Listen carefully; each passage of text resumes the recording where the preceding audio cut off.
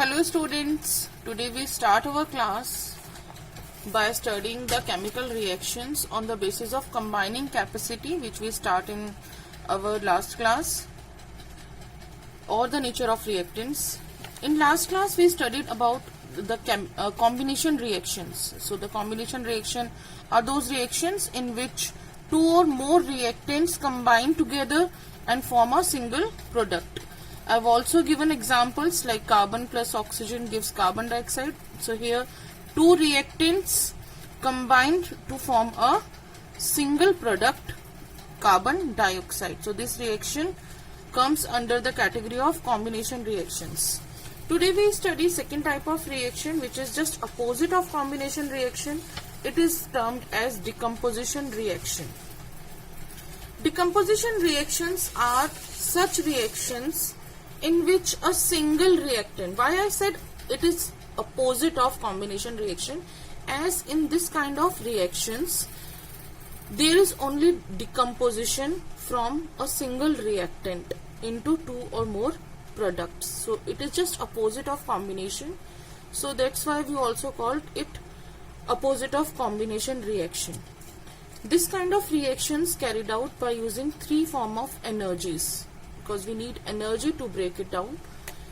This kind of energy may be heat energy, may be light energy, or may be electrical energy. So first we study thermal decomposition reactions, in which we use the energy in the form of heat. In such reactions, heat is given to the reactant to carry the reactions, that is decomposition of reactant carried out in the presence of heat only. For example, when we heat calcium carbonate, it break down into calcium oxide with the evolution of carbon dioxide gas. We take another example also. When we heat lead nitrate, it will convert into lead oxide, which is greenish yellow in color, with the brown fumes of nitrogen dioxide and oxygen gas. So next category after this thermal decomposition reaction, this reaction thermal decomposition reactions are also known as thermally decomposition reactions or thermolytic decomposition reactions. Next is light decomposition reaction. It is also termed as photolytic decomposition reaction. In these reactions, the reaction carried out in the presence of light only. For example, when silver chloride exposed to sunlight, it changes to grey color, which is silver, and with the evolution of chlorine gas. Similarly, it behaves with silver bromide. When exposed to sunlight, it produces silver and bromine gas. The above reactions are also used in black and white photography.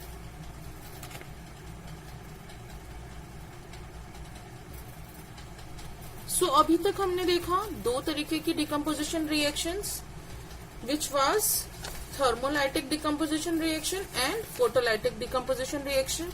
The next is electrolytic decomposition reaction. These reactions are carried out under the influence of electricity only. Electrolysis भी हम इसको बोलते हैं, जहाँ कहीं पे भी electrolysis हो रहा है वो इलेक्ट्रोलाइटिक डिकम्पोजिशन रिएक्शन ही होती है. जब हम वाटर का इलेक्ट्रोलाइसिस करते हैं, मींस इलेक्ट्रोलाइटिकली डिकम्पोज करते हैं हम वाटर को, तो हमें मिलता है हाइड्रोजन एंड ऑक्सीजन. कैथोड पर हमें हाइड्रोजन मिलता है और एनोड पर हमें ऑक्सीजन मिलता है. And by electrolytic decomposition reaction hydrogen और ऑक्सीजन की जो रेशियो होती है वो 2:1 होती है. यहाँ पर 2 है और यहाँ पर 1 मॉलिक्यूल है. हाइड्रोजन का 2 मॉलिक्यूल्स है और ऑक्सीजन का 1 मॉलिक्यूल है. Now this is all about decomposition reactions. Next is displacement reaction.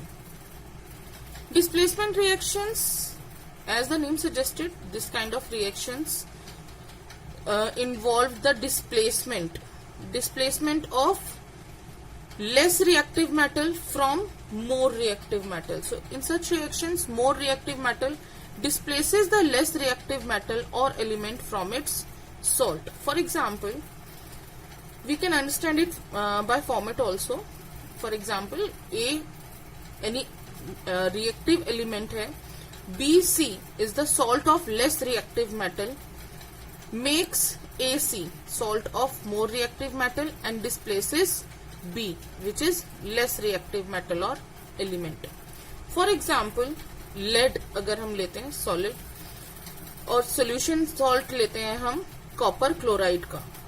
यहाँ पर कॉपर क्लोराइड का जो हमने सोल्यूशन सॉल्ट लिया क्योंकि लेड आपका कॉपर से ज्यादा रिएक्टिव है तो लेड कॉपर को डिस्प्लेस कर देगा और खुद क्लोरीन के साथ रिएक्ट करके सॉल्ट बना लेगा। तो यहाँ पर आपका लेड क्लोराइड बन जाएगा विद कॉपर, कॉपर को डिस्प्लेस कर देगा। Again we take another example for better understanding. If we react iron with copper sulphate, जैसा मैंने आपको बताया रिएक्टिविटी सीरीज के अकॉर्डिंग आयरन भी कॉपर से ज्यादा रिएक्टिव होता है, तो कॉपर को आयरन भी डिस्प्लेस कर देगा और आयरन सल्फेट बना लेगा और कॉपर डिस्प्लेस हो जाएगा अलग से। ये कॉपर सल्फेट आपका ब्लू कलर का होता है, जब हम उसमें एक आयरन नेल या आयरन की ऑल पेन आप डालेंगे तो वहां पे आपका ग्रीन कलर का हो जाएगा आफ्टर फ्यू मिनट्स, और वो जो आयरन नेल होगा उसके ऊपर कॉपरिश ब्राउन कलर आ जाएगा। In above reactions, as I told you, lead and iron are more reactive than copper, so they displace copper from its compounds. So अभी मैंने जिक्र किया था रिएक्टिविटी सीरीज का। रिएक्टिविटी सीरीज वैसे तो हम लास्ट क्लासेस में पढ़ चुके हैं, बट दोबारा से याद कर लेते हैं एक बार। रिएक्टिविटी सीरीज सबसे पहले मोस्ट रिएक्टिव एलिमेंट्स होते हैं आपके potassium, sodium, calcium, magnesium, aluminium, zinc, iron, lead, hydrogen. इसके बाद फिर आपके लीस्ट रिएक्टिव होते जाते हैं सारे। सो मैंने ये इसी फॉर्म में लिखे हैं। इनको याद करने का तरीका क्या है? मेमोनिक मैंने यहाँ पर आपके लिए दिया है। मेमोनिक है काशीनाथ का माली, आलू जरा फीके पकाता है, कौन है आगे आओ। तो यहाँ पर जो काशीनाथ का माली है वो सुन लेता है लोगों को काम करते हुए, जो खा रहे हैं वो बोल रहे हैं काशीनाथ का माली जो है वो आलू जरा फीके पकाता है, वो सुन लेता है और वो बोलता है कि कौन है, कौन बोल रहा है, आगे आओ। तो इस मेमोनिक से ही देखिए हम कैसे याद करेंगे। काशी मीन्स के पोटेशियम के लिए, नाथ स्टैंड्स फॉर सोडियम Na, का Ca, माली Mg, आलू Al, जरा Zn जिंक, फीके Fe आयरन, पकाता Pb लेड, है हाइड्रोजन, कौन है आगे आओ copper, mercury, silver and gold. तो इससे हमें क्या होगा, हमें ये सीरीज की जो सीक्वेंस है वो सीक्वेंस हमेशा याद रहेगी। तो याद रहेगा ना स्टूडेंट्स, काशीनाथ का माली आलू जरा फीके पकाता है, कौन है आगे आओ। तो इस इनोवेटिव तरीके से हम अपनी रिएक्टिविटी सीरीज को एक लाइन के सेंटेंस में याद कर सकते हैं उसी सीक्वेंस में, ताकि हमें इन रिएक्शंस के अंदर रिएक्टिविटी किसकी ज्यादा है किसकी कम है वो हम आसानी से पता कर सकें, और रिएक्टिविटी पता करने के बाद हमें पता चल सके कि वो रिएक्शन होगी भी कि नहीं होगी। जैसे मैंने यहाँ पे आपको बताया आयरन को जो हमने कॉपर सल्फेट के साथ किया, अगर ये सेम रिएक्शन मैं आपका करती, मैं यहाँ पर आयरन सल्फेट ले लेती हूँ और आयरन सल्फेट को अगर मैं कॉपर के साथ रिएक्ट करती हूँ तो ये रिएक्शन नहीं होगी। क्यों नहीं होगी? क्योंकि कॉपर आपका आयरन से ज्यादा रिएक्टिव नहीं है, कॉपर आपका लेस रिएक्टिव है आयरन से, तो कॉपर आयरन को डिस्प्लेस नहीं कर पाएगा। सो यहाँ पर नो रिएक्शन आएगा। कई बार इस तरीके की रिएक्शंस एग्जाम में दे दी जाती हैं बच्चों को कंफ्यूज करने के लिए, तो इस कंफ्यूजन से बचने के लिए आपको रिएक्टिविटी सीरीज याद करनी है। नेक्स्ट है बच्चों डबल डिस्प्लेसमेंट रिएक्शन। जैसे हमने अभी देखा था सिर्फ डिस्प्लेसमेंट था, तो वहां पर सिंगल डिस्प्लेसमेंट हो रही थी। डबल डिस्प्लेसमेंट रिएक्शंस में कैटायन एक्सचेंज करते हैं अपनी पोजीशन सॉल्ट के अंदर। इनको हम प्रेसिपिटेशन रिएक्शंस भी बोलते हैं, क्योंकि इनके अंदर वाटर इनसोल्यूबल पीपीटीज फॉर्म होते हैं, इसलिए हम इन रिएक्शंस को प्रेसिपिटेशन रिएक्शंस भी बोलते हैं। इसके अंदर दोनों ही सॉल्ट्स में आपके जो आयंस हैं वो एक्सचेंज करते हैं उनकी पोजीशन।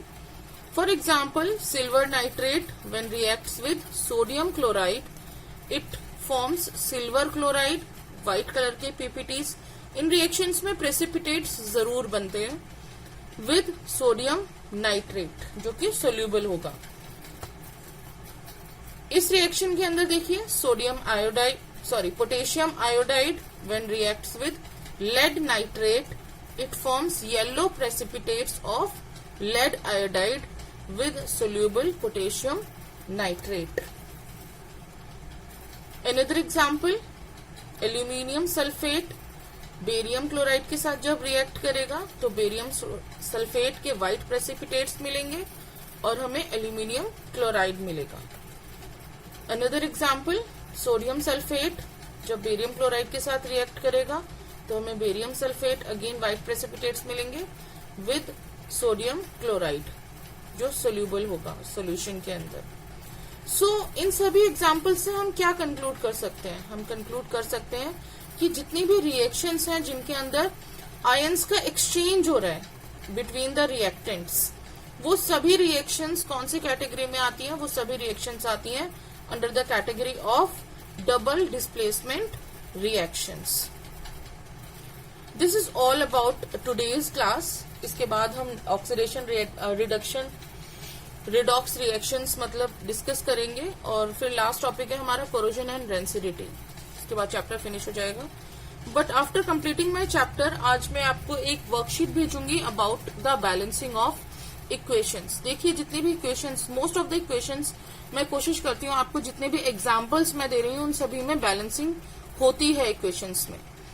आप भी बैलेंसिंग की प्रैक्टिस करें, बैलेंसिंग जरूर आती है एग्जाम के अंदर।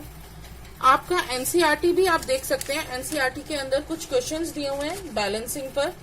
अगर आप एक्सरसाइज के क्वेश्चंस देखेंगे तो क्वेश्चन नंबर 6, क्वेश्चन नंबर 7 ये दोनों क्वेश्चंस आपके बैलेंसिंग पर हैं। क्वेश्चन नंबर 8 एक्सरसाइज का वो बैलेंसिंग करना है और साथ में आइडेंटिफाई करना है टाइप्स ऑफ रिएक्शंस। तो आपको मैंने चारों टाइप्स बता दिए हैं and now you are able to identify the types of reactions. आप इजीली रिकॉग्नाइज कर सकते हैं। So try to solve that questions also.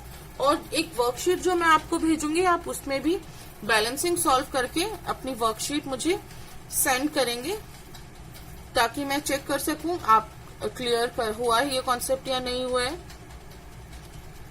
Thank you friends, thank you students, stay safe और पढ़ते रहिए। पढ़ाई का लॉस नहीं होना चाहिए। 10th क्लास है, हमारा चैप्टर 1 ऑलमोस्ट कंप्लीट होने वाला है।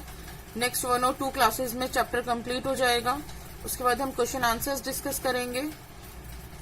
अपना टाइम वेस्ट ना करें, जितना भी आपको काम दिया जा रहा है उसको रिवाइज करते रहें और अच्छे से समझते रहें। कहीं पे भी कोई क्वेश्चन है, कोई भी क्वेरी है तो आप मुझे मैसेज करके पूछ सकते हैं। Goodbye, stay safe, stay home.